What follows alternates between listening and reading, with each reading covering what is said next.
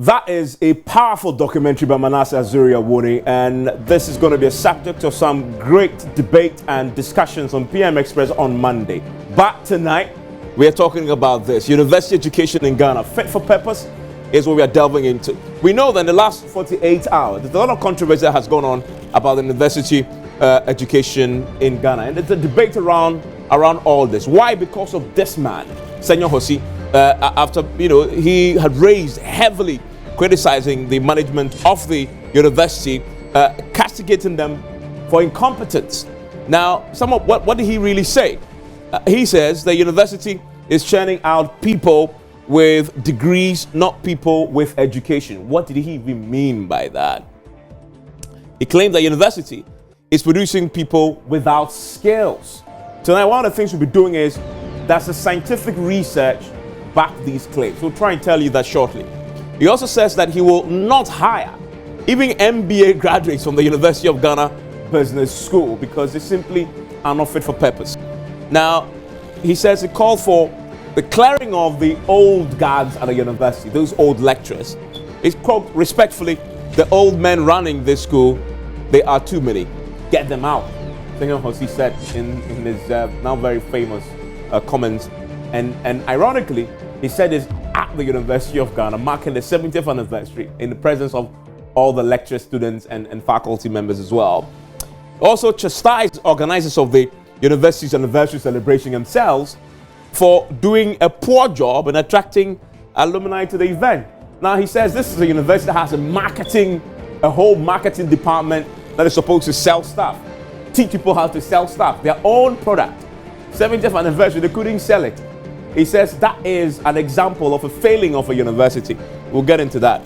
Now, there have been reactions to this. One of them, Professor Jampo, has written, he says a senior lecturer there, he's thought through this, writing, criticizing the position taken by Senyo Hosi. He describes Senyo's comments as loose.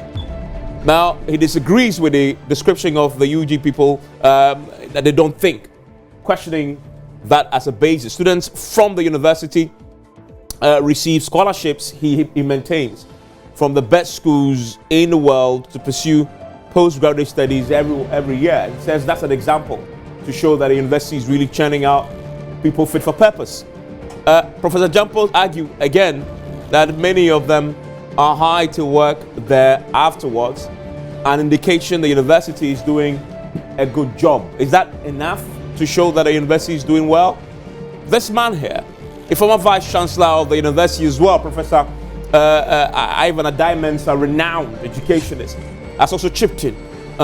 He says that, as an alumnus of the school, Senyo Hosi demonstrated the worst form of thinking himself. But the big question really tonight is university education in Ghana fit for purpose? That is what we are trying to answer tonight. Stay with us.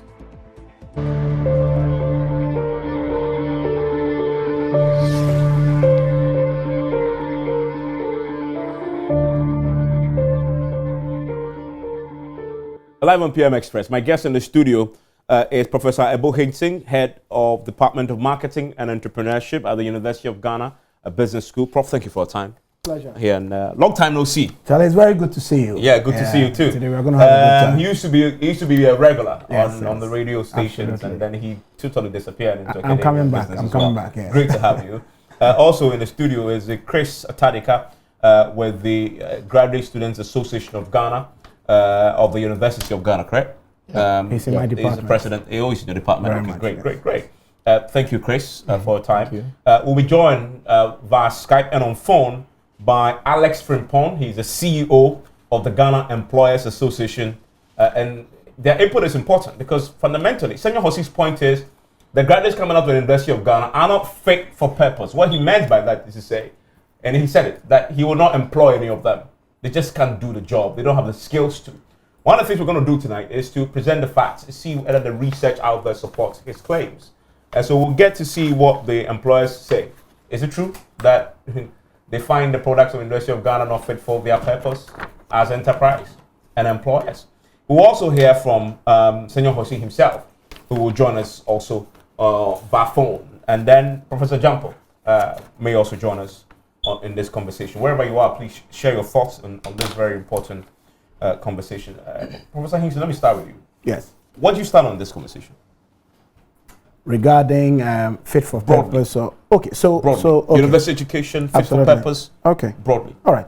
So thank you very much for having me tonight. And the genesis of all this has been the explosive comments by Senyo Hosi and the reactions from my side as well. I think all said and done, Senyo was very vitriolic in the way he made his submissions, and that's why I think it's rubbing everybody the wrong way. But the most profound submission so far has been from the former Vice Chancellor, Professor Ivan Adams. Yeah, we spoke to him. Yeah, I read from my Joy Online 4 hours ago. He made the most profound. He said, in spite of all the difficulties, our students are still some of the best. Then he said, true, we are not producing at the level that we can. We have done well, but you can still do a lot better. That for me is the succinct encapsulation of the challenge, that times are changing. We're on the cusp of artificial intelligence, robotics, data technologies.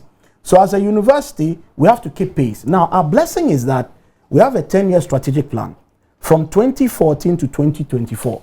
Now, 4 weeks ago, I saw a note that said the university itself is reviewing mid-stage because we've done 5 years of that strategic plan. Now, with my marketing training, when you have a customer who says, I'm not comfortable with the product you're giving me, my marketing training actually tells me to take that feedback and work that into my review processes just so that I can continue to produce products that have a unique selling proposition. Because look, when all is said and done, we are in competition. And we need to be real about the fact that the needs of industry, they are changing. So we need to have a keen sense of what the skill gaps are and then prepare the students to be able to properly fit into the space that exists in industry, not just in Ghana, but also in the sub-region, in Africa and globally as well. So I think Senyo was a little too harsh in the way he presented the facts. But Minister Ahunkan said to us that he made the same point. He said, look, we say we are going to pursue an industrialization agenda. And he said, the Legon of 70 years ago is not the Legon of today. And his challenge to us as a consequence was, how are we preparing our graduates to fit into that industrialization agenda? So I think all said and done, there are merits in both sides. I think he was too harsh, but we can just take what we need from his submission and then build on it to have a more resilient university. And I'm coming to because I know you've done some work already. You're still doing some work in just trying to analyze this broadly. Yes, education marketing. Exactly. And I want to come to that. Yes. And I'm also going to see what the facts say. Very you much. say he was a bit harsh, but in academia, it's not about being harsh. Was it factual?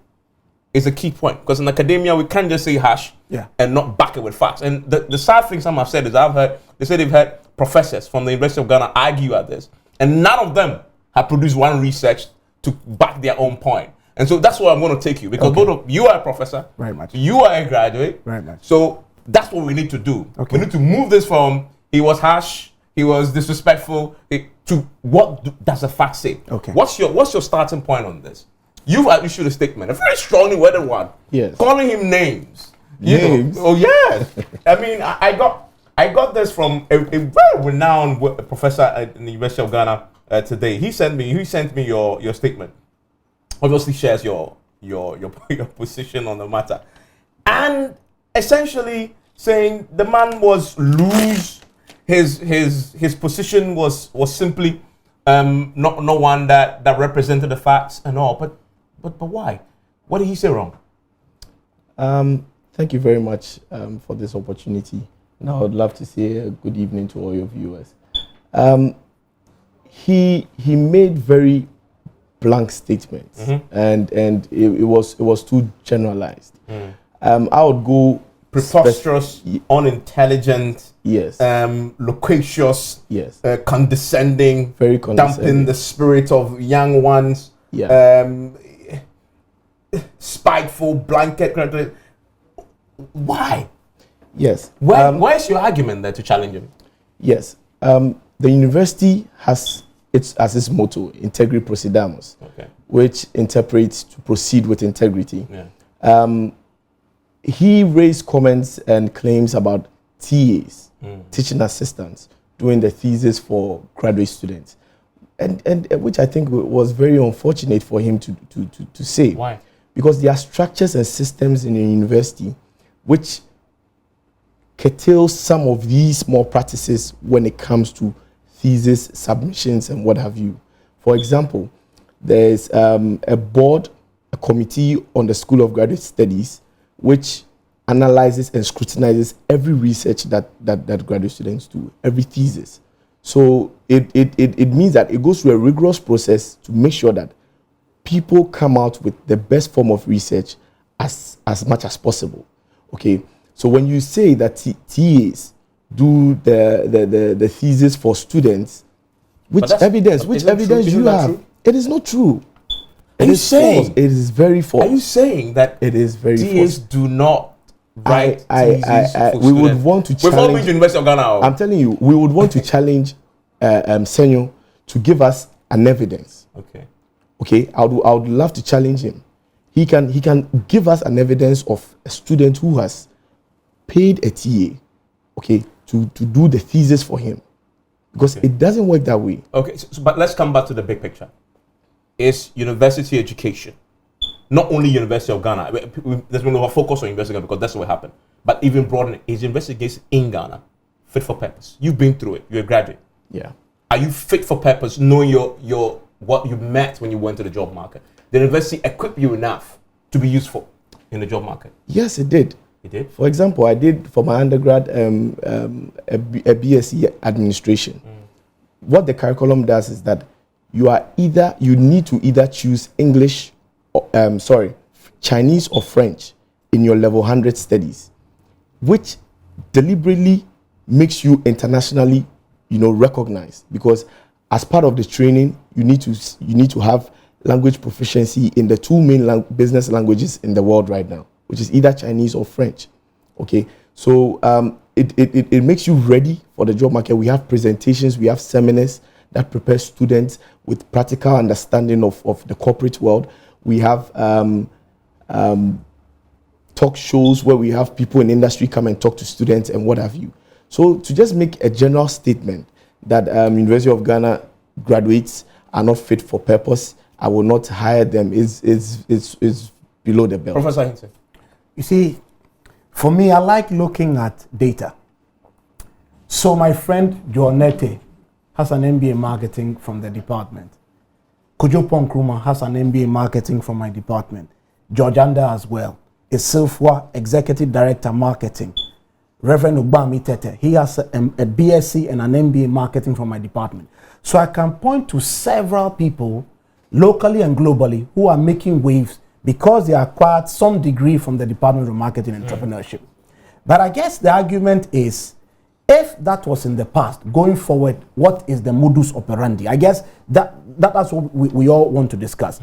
And I'm saying that the University of Ghana itself is saying that in its own strategic plan, it wants to create what is calling versatility for staff and students. Now, once you start using words like versatile, it means that they are open to innovation, open to new things. Look, a year or two ago, I brought the famous Omotola from Nigeria. Unilever brought, and they had the most explosive time with my students, undergrad, masters, explaining things like how marketing meets the road, because she's a famous film star, globally recognized, NOR ambassador in Lagos.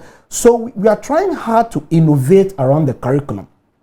I think the larger issue is, even as a country, have you been following the debate about university bill? The people are rebelling. In that university bill, Evans, you need to ask yourself, do we have an international education strategy there? Where, for instance, we have a national scale audit of how many engineers we need, how many doctors we need. Because that kind of macro level planning feeds then into what we need to produce in order to fuel the economic drive going forward. Those discussions are not being had. And we are rather haggling over who will chair a council, who will be, that for me is important, but not the germane issue at hand. So in a national look, in the UK last year, the contribution of education was 13.67 billion pounds. This is exporting education. So people are serious about this thing. We sit here and there are schools in Ghana that charge $50,000 for MBA program. People go and do them. When you add 10,000 for international, it's $60,000. So I think what we need to understand is there's a certain skill set that's needed. And that University of Ghana is not providing. Well, the World Economic Forum, I'll tell you, they said by 2020, these are the 10 critical skills for you and I. Okay. It's complex problem solving, critical thinking, creativity, people management, emotional intelligence, service orientation. These are the sorts of insights we need to feed into curriculum development. Senyor's point is, all the things you've mentioned, University of Ghana is not producing students to solve this, to meet this criteria match. But that's inappropriate because that's a little too sweeping. Across the university, I can speak for my department. We started a brand new MSc International Business program just last year. We already have 250 students, cohort 1, cohort 2. They were in Denmark a few months ago to do an international study tour. They learned best practices. Another group is going next year because we had a grant from the Skills Development Fund to facilitate these sorts of things. We are thinking of introducing new programs in hospitality, things that have to do with digital entrepreneurship. There's a committee working right now because of the cross between technology and business to innovate around a degree program in digital entrepreneurship. So I think there are notes around the university where innovation is taking place.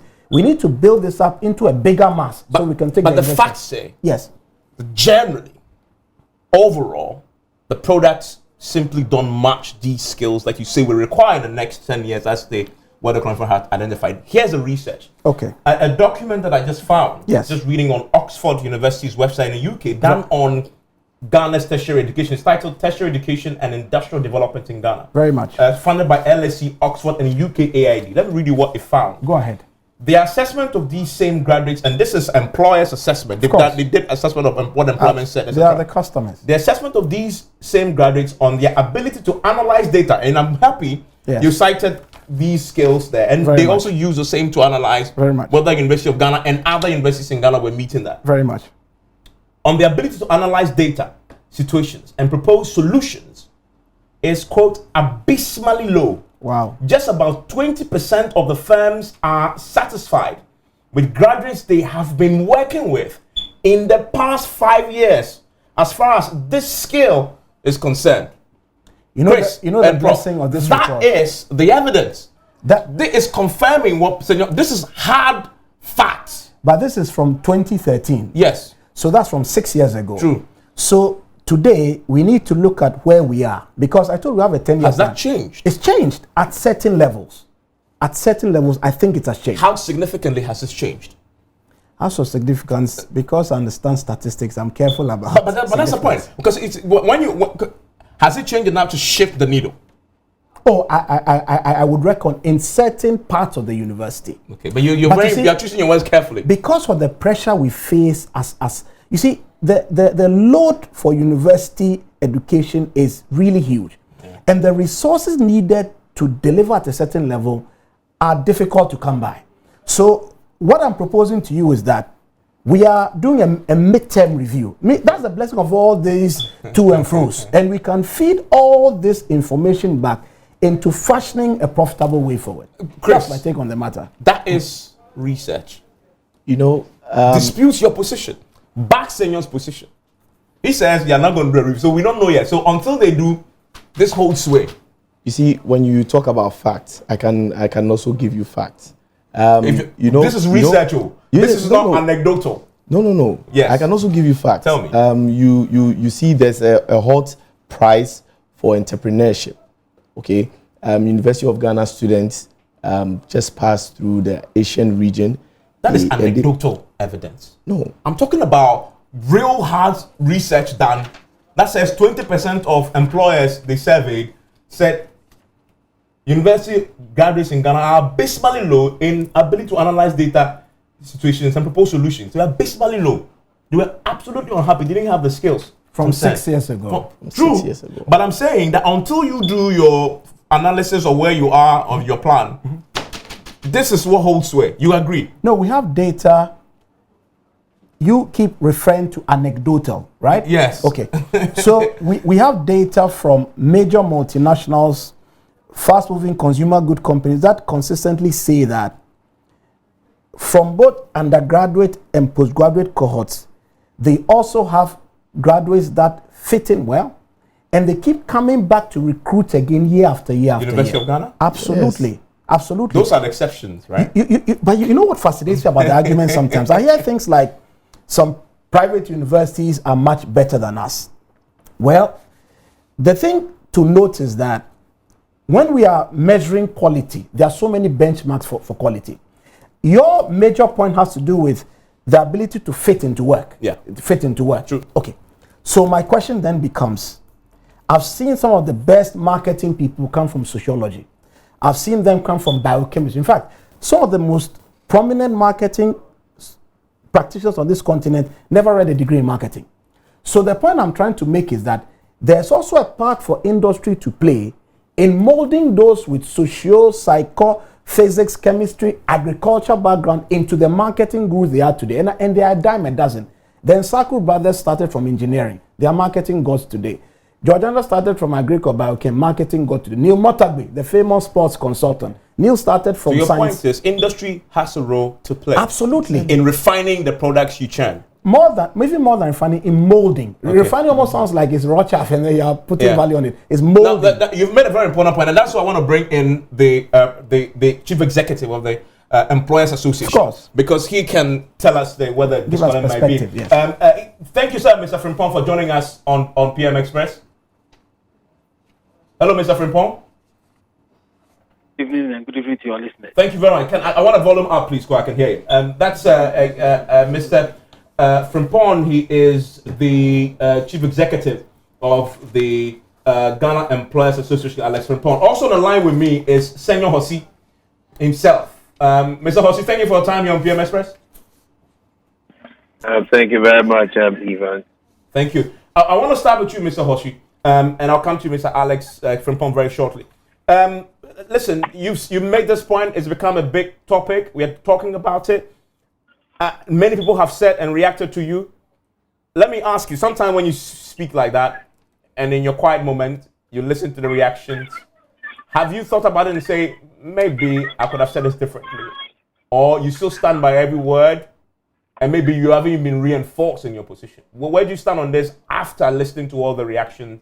You've trended the whole day, by the way. If you go on Twitter trends. I've not been in town, and I've not been following. You haven't been following. But let's start from that. A very huge industry report to put together. Good. I am very deliberate, often about every single thing I do. The concerns raised are not concerns I haven't raised quietly with key people. I used to be a member of the residential board of the university. I used to be a JCR president. I have a good number of my colleagues still in very important places right now. So we speak. Nothing is happening. I'm not the first. I think probably the first biggest voice on this similar matter must have been Ishmael Yamson, who was once chair. And he raised it with the university people that he even struggled. And if I recall, I stand to be corrected. I wish he could shed light on his own experiences. He raised issues with first-class students that they interview across West African schools. So I don't think I'm the first. You've heard the Ashesi boss also say something like that before. I don't have any regrets about being passionate and candid with my school. Sometimes it's the only way they get to hear. We've been trying to fix things. We share ideas, but the university is just too conservative or dogmatic.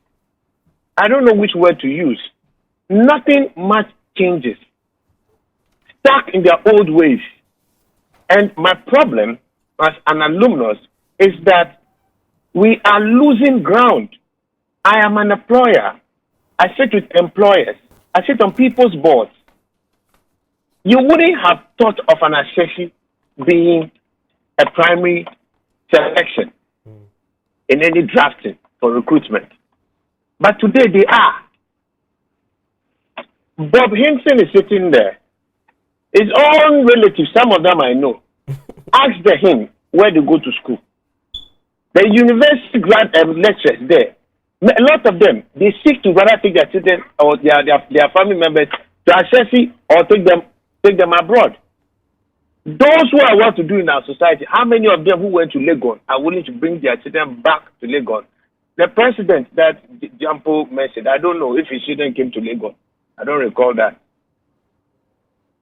We need to be honest about our problem and fix it. I love my school. I was telling somebody today, the president went to Kimbu. Back then, Kimbu was an experimental school and was one for the elite. Will you take your child to Kimbu? Will the president take his child to Kimbu today? So don't live on your 70 years. The time has moved. People do not pay for degrees. It's not like before that I had our registrar, A.T. Kunu, tell me that in his time they needed only 2 E's to enter the university. By the time they are out, there are cars, there are jobs, everything guaranteed. Time has moved. You can boast of any ranking. You can boast of anything you are doing. If on the job, we find associate students more minded as far as critical thinking is concerned, we find them more responsible. We find them with better integrity. They can write examinations without a supervisor, without what do you call it, an invigilator. Can you do that in Legon?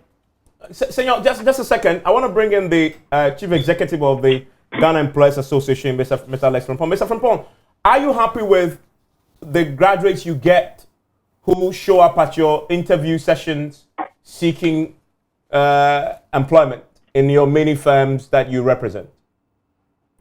Well, the issue of the quality of graduates has been with us for quite some time, and many organizations have been giving us some information regarding that issue. What is it that they tell you? That they are happy or they are not happy? Well, the issue is that when you come from the university and you are engaged, the learning curve that is the length of time that is you require to prepare the students are getting a bit longer than it used to be. In other words, they are having to do far more to invest in bringing those they hire up to speed with the market, the job market. Yes. Okay. For instance, some key issues have come up following a survey that we did, I think, a couple of years ago. Mm-hmm. One area that employers believe we need to improve upon is analytical skills. Okay, so in other words, they're finding that the students that are coming from the universities lack the analytical skills, and so they have to invest more to bring them up to speed on that. Yes. Then creativity, communication skills, IT. These are issues that employers have concerns with regarding the students, and these are areas that we think that collaboration with the tertiary institutions comes in handy, because the feedback would help them in preparing the students well. Again, you realize that at times you cannot also force the university authorities too much, because a lot of these things cannot only be picked through university education. Nowadays, a lot of us do not engage in social and community activities. So if you don't learn these things from the community, leadership skills and all that, look at the length of time we spend in the senior secondary school and even the junior high schools. How are we able to even work within our communities to acquire some of these skills? How are parents, families also helping in preparing the graduates? So it is something that all of us need to understand, that we have a role to play. We need to train together. Train together should be the way forward. Yeah, I mean, I get the point you're making, and we'll come to analyzing the other roles. But tonight, are the universities playing their role sufficiently and adequately? Well, if I understand it correctly, the universities are supposed to churn out graduates who have the right mind in engaging in their professional field. So, for instance, if you have a first-class student from, say, KNUST with electrical engineering, they have done their part. It is for us as employers to also come to the party by making sure that we prepare them adequately so that they can be fit for purpose. I'm not sure, in spite of all the brilliance that they bring to the table, they would fit in automatically. We have to go through a rigorous training program to prepare them so that they can fit in. Of course, given the numbers that we have, not all of them would really make the mark. But there are exceptionally brilliant ones that we have come across. Most definitely. Exceptionally brilliant ones that we have come across. Don't forget that many of us, we finished university at the age of 24, 25, back in those days. Now you have a 20-year-old gentleman or a lady with a first class in chemical engineering. Sharp brains that are fertile for training, and I believe that if we are conscious of that and work together, we can have the best of talent. Mr. Frimpong, so you realize that many a time when they go out with the right environment, they're able to excel. Yeah, of so course. I think the environment that we really engage in some of these things, we need to work together to change. Okay, Mr. Frimpong, stay on the line for me. Chris, that's the employers. In the initial submission, they did some research, and it's interesting. They found analytical skills, creativity, IT skills, etc. lacking. And this again reinforces the research I pulled up earlier. Because if you read further, a lot of the skills that he mentioned are the skills that they also found were lacking from the graduates. Ability of graduates to analyze data, propose solutions, leadership and innovation, technical skills, graduates' ability to take responsibility of their own actions and inactions, and a growing lack of employability of young graduates, which is really what he's confirmed. Your reaction to that? These are the employers telling you that I think we are not having to invest far more in fixing the problem. He raised a very important point, which is worth noting. He raised a point that students, they need to support students to train them.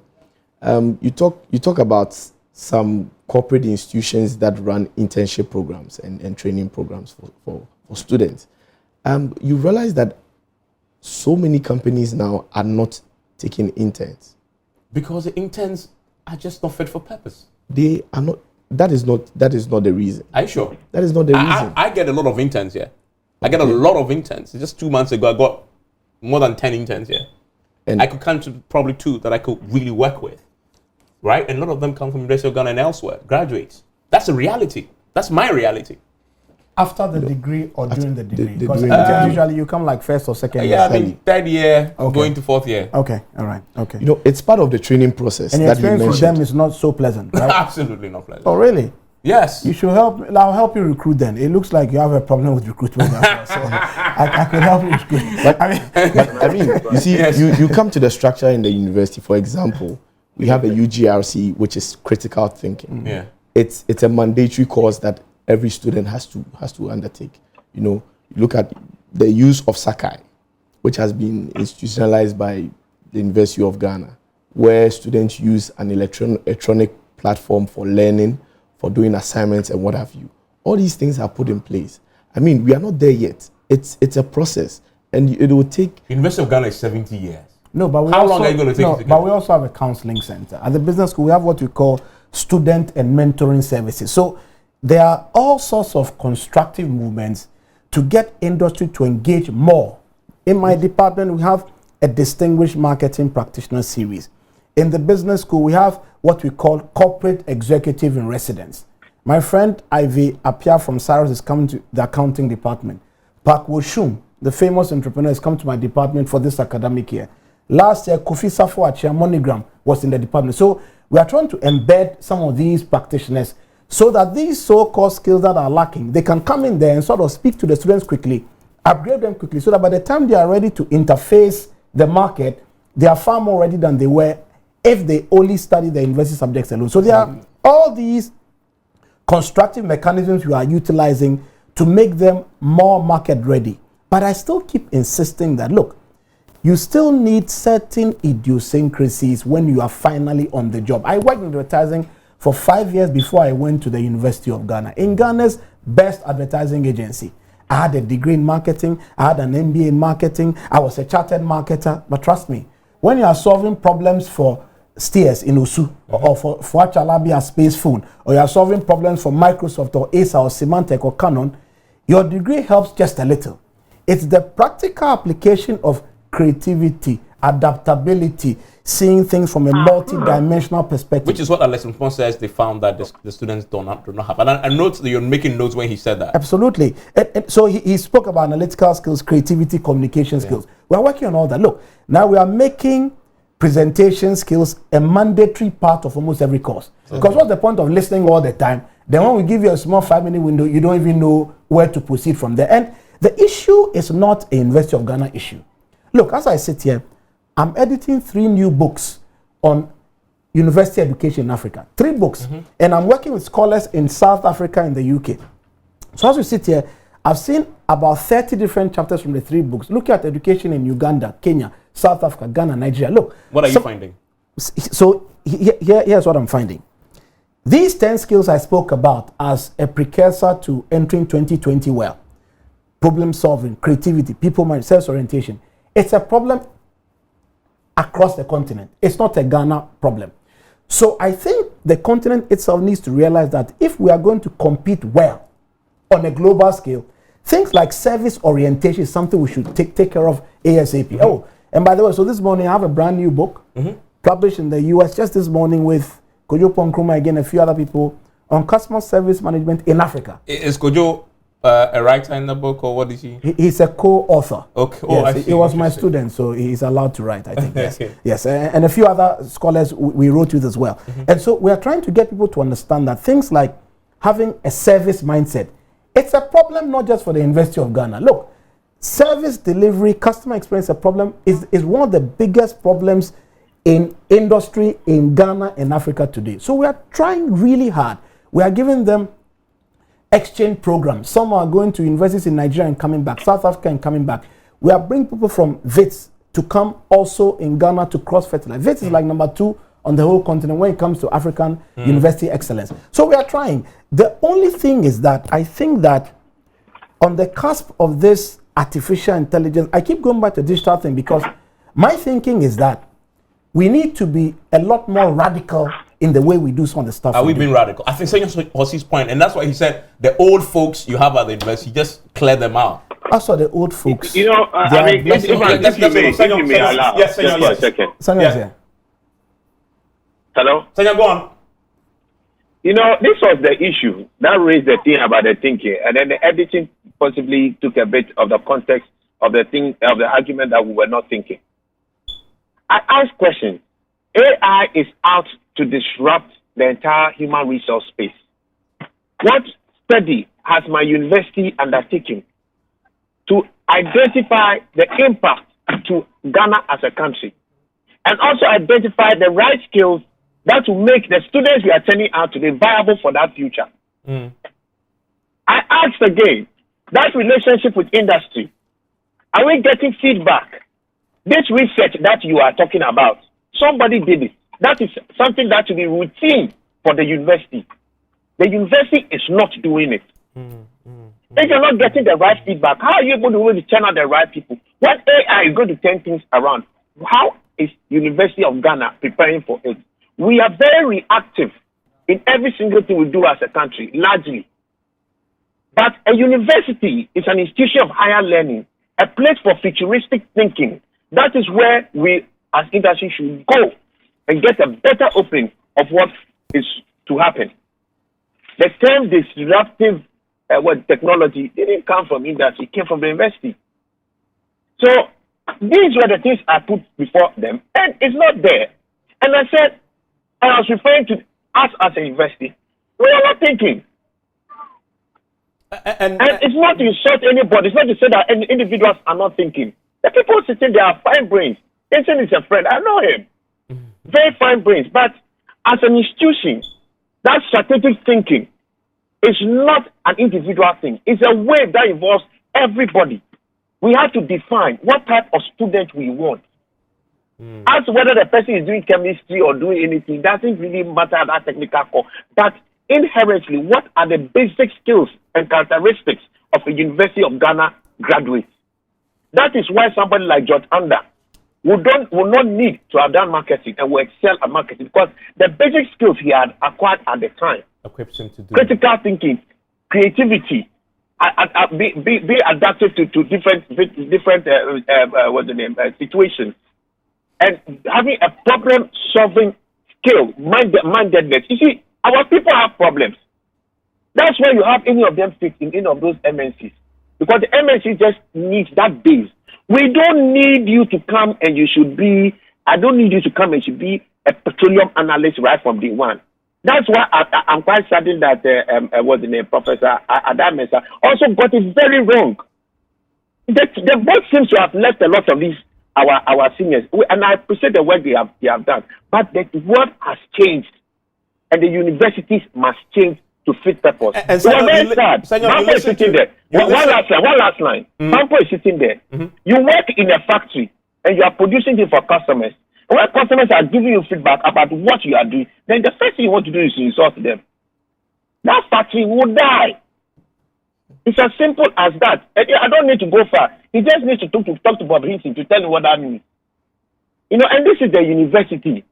Times have changed. Let us shape our people and human resource for the development this country needs. We have a country to serve. Senyo, quick one. I've just heard Professor Bob Hinton say there's a lot that you're doing now to try and bridge that gap. They're bringing a lot of the practicals into the now, exposing the students to a lot of the best practices and the evolving trends, etc. And if you listen to him, isn't that the way to go? From what he says, there's a lot happening already. It's good they are trying to do things, but you know what? You know one thing everybody needs to hear and understand. With the world today, the world does not reward effort; it rewards the results. We do not pay for degrees; we pay for the value that is delivered. So, if you are going to spend 10 years to get this done, by the time you come, assessing has moved on, because today we will take assessing over Legon on the average. It's not to say we don't have bright people in Lagos. We do. I have sponsored a number of our accounts grads to go out there in Canada to further their education. A number of them come and work with me. But on the whole, you have challenges.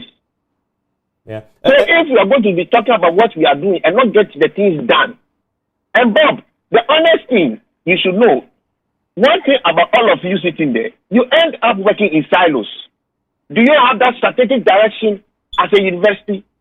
Is anybody talking about creative thinking of a Ghanaian grad? For example, I was telling somebody today, you can decide to teach people English without necessarily taking English as a subject. I can teach you English on the back of history. So I can teach you creative thinking on the back of archaeology. Yeah. I can teach you creative thinking on the back of critical thinking, on the back of agriculture. It doesn't matter. At the end, when that human being comes out, first grad, who is he? Yeah. Is he in a state that you can now mold to fit a particular job purpose? Yeah. A lot of the routine hold work on for me. Let me get the University of Ghana graduates Professor Bob Hinton's point largely on that. fit for routine things. Give me a second. He asked a question about the strategic linkages. Okay, so again, I want to say that he's very passionate about his submissions, and I totally appreciate that. The strategic framework we have as a university is the plan. And in the plan, there are certain, if you like, imperatives we are pursuing. One of them, one of them is establishing university industry partnerships to promote research and to promote the excellence of the students. It's a strategic imperative we have. Rating is there. Absolutely. One of them is to create a world-class mindset across the university. Now, when you say world-class, it means that you are doing global benchmarking, you have a sense of new trends, evolving trends, and you are preparing the students to meet those evolving trends. We have issues about building a strong quality assurance culture. And for me, all the sentiments can be sort of accommodated within the context of that strong quality assurance culture alone. Because what that means is that it means you have strong monitoring and evaluation systems, you check what's working, you improve what's not working, and you generally are preparing for relevance across your various stakeholder audiences. So what he's saying is relevant, and I'm saying that there's a plan, and I'm saying that the plan has done halfway. Okay. So we will just sort of factor all his concerns into this streamlining process, and we'll have a university that he's proud of. Yeah. We'll get Professor Jampo on the line shortly, and to see his thoughts also. But Chris. Hello, I am already here. Professor Jampo? Yes. Oh, Prof, yeah. Thank you very much for joining me. Now, Prof. Evans, the arrangement was for you to have me right from the word go on phone, and I've been on standby all this while. You are not calling me. Apologies, it's almost Prof. 6 minutes to time. So give me apologies, apologies, Prof, for that. Now, I know you've written quite extensively on this already, and a lot has happened since morning when you first posted this. I've heard Bob Hinson say, yes, that the points that Senyo had made, if you take away the passion out of it, he has points there, and we've seen research that backs him quite strongly. Well, I don't know about what Bob Hinson is telling you there, but there are various objective and credible basis for assessing institutions of higher learning. And I'm sure Senyo Hosi doesn't know these objective mechanisms. We have the webometric ranking, we have the Times Higher Education ranking, and among a host of other credible mechanisms that are used to determine how universities are ranked all over the world. And look, let me tell you this. In doing so, you are not pandering to anybody's emotional sentiment or what people think. These are credible scientific mechanisms that are used all over the world to determine how universities are faring. Now, the webometric ranking of the world universities, recently in 2018, ranked University of Ghana 16 in Africa, yes, and also in the whole of West Africa, ahead all universities in Ghana and also ahead of all universities in West Africa. If you care to know, the webometric rankings of the world universities, it assesses the web content of universities, including scholarly research publications that shape public policies and the citations received by such publications. Now, recently, again, but Prof, that same document you cited also ranked the University of Ghana 1,209 in the world. No, you said what? I didn't hear that. I'm saying the same document you cited. You said yes, it ranked University of Ghana 16th in Africa. That yes, same document also ranked the University of Ghana yes, 1,209 in the world.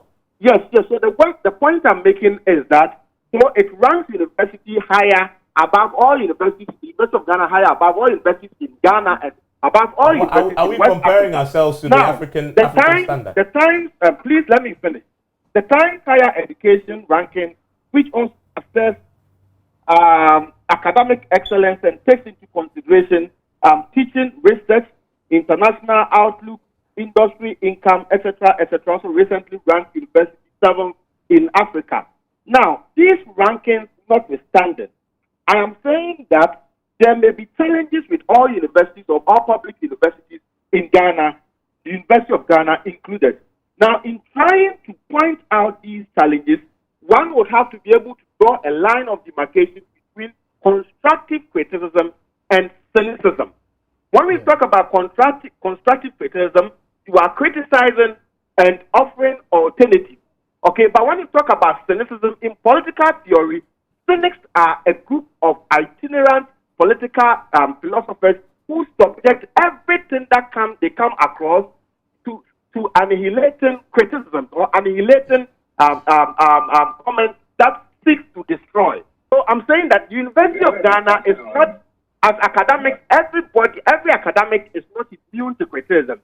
But what becomes problematic is when the criticism degenerates into cynicism, subjecting what we do to annihilating criticism. That one, I am intolerant of that, and I don't know any well-meaning person who will be tolerating a kind of criticism that is done in a manner that destroys.